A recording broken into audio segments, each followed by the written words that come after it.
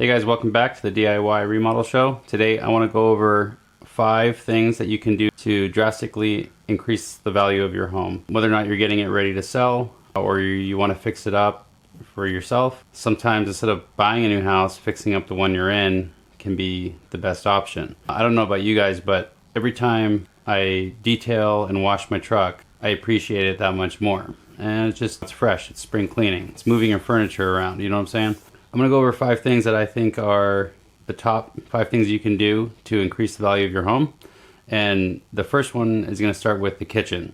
The kitchen is a huge selling point in a home if you're going to be selling it. It's also the focal point when you walk into a house. So with that said, updates for your kitchen to keep it on the low end as far as, obviously you could gut the whole thing and do new cabinets, new countertops, new fixtures, update your outlets, install the GFI that needed to be under the sink, that kind of stuff. But you should do that anyway. The GFI is probably a good idea. As far as trying to keep things budget friendly but also have a huge impact on resale value, I would say paint your cabinets, replace your pulls on your cabinets. This can go a long way.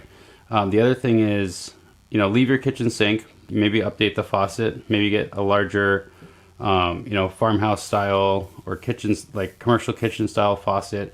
Something that pops, something that's like, oh wow, that's really cool, because that's going to draw their attention away from the old countertops. Now, if you want to get into the countertops, you can replace the countertops and keep your existing cabinets, which saves you a lot of money. And there is budget-friendly options to replacing your countertops. You can go the Home Depot Lowe's route. They sell them. You can do them yourself. But they do have, man-made quartz now. You don't have to go with granite. So they have cheaper options that are arguably stronger too, so you can have longer overhangs on your bars and that kind of thing. And then appliances too. So appliances, depending on how old they are, that could be a big one if it's worth it. Maybe there's a deal going, where you could buy all new appliances if they're bundled in one, and you could get a good deal on that. Because if you spend some time updating your kitchen but you have old appliances in there, it's going to be a big turnoff. So I would definitely recommend, as a contractor, if you can keep the cabinets, because that replacing all the cabinets is costly. For some quality cabinets, you're looking at anywhere from $500 to $1,000 a cabinet. And then if you don't know how to do it yourself, hiring a contractor to come in, it's going to take them a couple days to install them. You're looking at a couple $1,000s there in labor. Demo your own countertops and have a company come in and replace them. That's a little more on the spendy side, but it would go a long way. After your kitchen, I would say boosting curb appeal is a huge one. So your landscaping. How does your yard look from the street? If I pulled up to your house right now looking to buy your house and there's tires all over the yard, the landscaping is trashed, everything's overgrown, there's vines crawling up your gutters, there's literally plants growing out of your gutters. I see that, I'm not joking. All these things are going to be a huge turnoff. So I kind of look at it like when you go to a restaurant and you go check out the bathroom first to see how clean it is, to see if you want to eat at the restaurant. That's how I look at curb appeal. If you pull up to a house and it looks crappy on the outside, well, it's probably a good representation of what it's going to look like on the inside. I have been surprised, but very rarely. Fix your yard, cut your grass, plant some grass seed, use some fertilizer, trim your hedges, get rid of all the trash. This is going to drastically improve the value of your house going into viewings. Okay, the third thing you guys can do to improve the value of your home is your bathrooms. You don't have to tile your shower, and you don't have to, gut your vanity, but a few things you can do to drastically improve the value of your bathroom, and these are fairly easy. In my opinion, these are easier to do as a DIYer who's willing to tackle projects. Replace your mirrors, replace your light fixture, replace your faucet, your towel bar holders, your curtain rod, anything that's maybe 70s chrome or gold or maybe green. I've seen some green stuff. So replace all that stuff with a modern look. Go with some brushed nickel or black. And then your toilet. If your toilet's maybe there's a crack in the toilet in the tank lid. Replace your toilet. That's not very hard to do yourself. Also the floors in your bathroom. It's a very small room. So maybe you don't want to drop 10 grand to floor your entire house. But maybe a couple $100 you could, install a floor in the bathroom yourself. You got to pull the toilet, pull some trim, or use shoe molding. But it's definitely a DIY friendly renovation. The last thing for updating your bathroom is redoing all the caulking. So if there's caulking around your backsplash on your vanity or around the base of the tub, you can buy a caulking removal tool for like $7, and it's plastic, and you just drag it along there. It's going to peel the old caulking away. And then what I like to do is I go back with some isopropyl 99 alcohol, and you rub the area down, and that'll help get rid of any of that leftover grime. And then you can reapply a bead of caulking around, your tub and your vanity.